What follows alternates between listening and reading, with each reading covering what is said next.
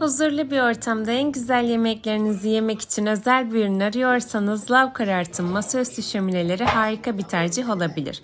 Kurulumu son derece kolay. Biz ürünü çok beğendik. Estetik ve şık tasarımı evimize çok yakıştı.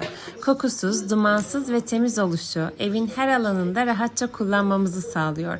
Ayrıca kısa sürede sevdiklerinizle özel anlar yaratma imkanı sunuyor. Romantik yemeklerinize sıcak bir dokunuş ve huzurlu bir ambiyans katmak isterseniz lav karartım web sitesinden ürün detaylarını ve ihtiyacınıza uygun farklı modellerini inceleyebilirsiniz.